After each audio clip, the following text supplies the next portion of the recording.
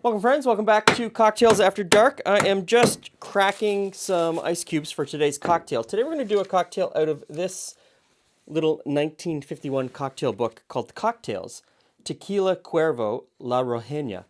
And we're going to do a cocktail called the Sunrise Tequila. Now, this is from 1951.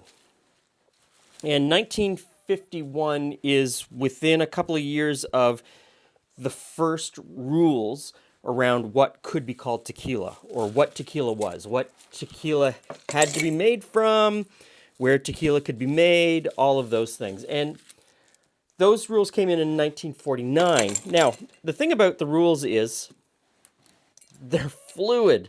They change constantly. And if you think you know the rules about tequila today, you probably don't really have much of a clue about the rules about tequila going back into time. And so I'm going to make the cocktail today with two different types of Cuervo tequila, just to kind of exemplify this. Okay, we've got our ice set up. Next, I need a lime, and I'll cut that lime in half. And each of the glasses is going to get half of a lime.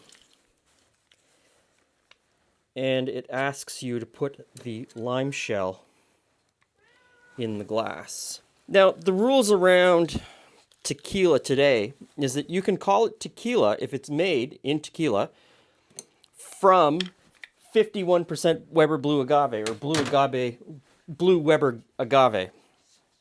And I would call that mixto. In a very derogatory sense, I would call that mixto, and that's what this is. But I got my wrists slapped by someone from one of the tequila councils. You can't call it mixto, it's tequila. So we're going to use tequila, this one, which is only 51% blue agave. The rest of the alcohol in here could be derived from anything, probably corn. And it says 1 jigger, so in goes a jigger of tequila. Next, we're going to use 100% Blue Weber Agave tequila. So what's in this bottle is derived 100% from agave.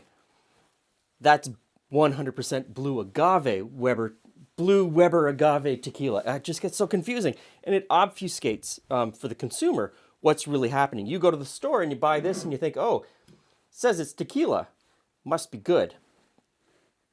And it might be good. I don't know. This might be better, but we're going to give them both a try head to head.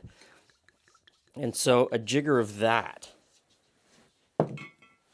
Now we need 6 dashes of grenadine, and this is our homemade grenadine. You can find that video elsewhere. And the whole idea of a dash is... The whole idea of a dash is pretty subjective. I have cocktail books going back to the early 1800s, and when you look through the ones that actually list what they think a dash is, none of them agree. A dash is all over the place. So that was 6 dashes of our homemade grenadine. Now we need 2 dashes of creme de cassis. So just a little bit less. I'll be very careful, or I'll try to be. Now, the last ingredient is club soda. And so I'm going to use club soda. It says sparkling water, but in effect, what they were looking for was club soda. So we fill that.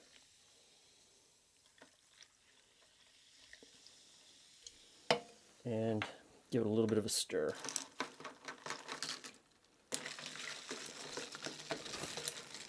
Hey, Glenn. Hey, Julie Jones. So, here we go. Okay. The Sunrise Tequila. One made with tequila and one made with 100% Blue Weber Agave tequila. Okay. So We will see. There you go.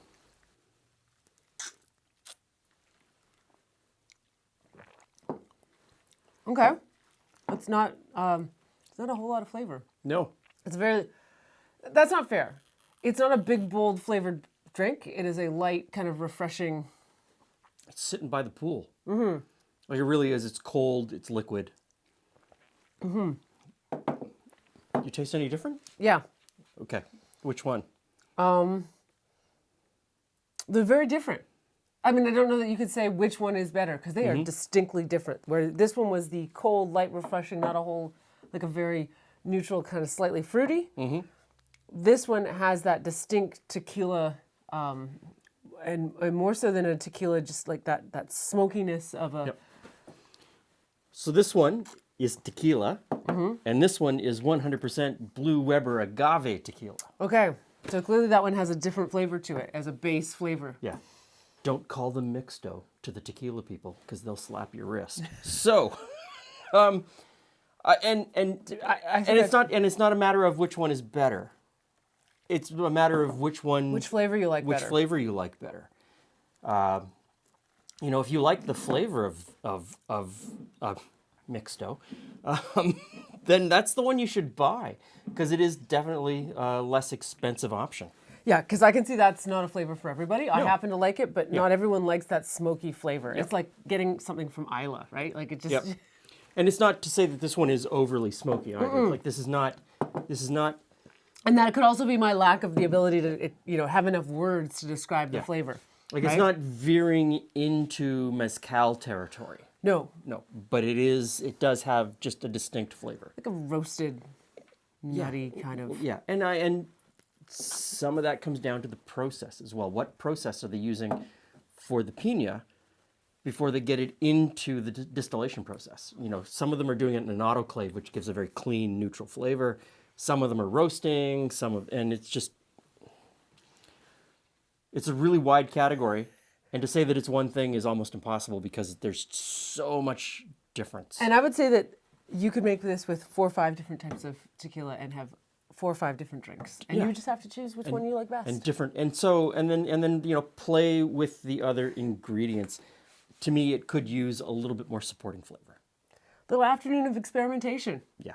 So, try the Sunrise Tequila. This is from 1951. This is a long time before the origin story of the Tequila Sunrise. I'm not saying that this became the Tequila Sunrise, but I don't know, uses a lot of the same words. Thanks for stopping by. See you again soon.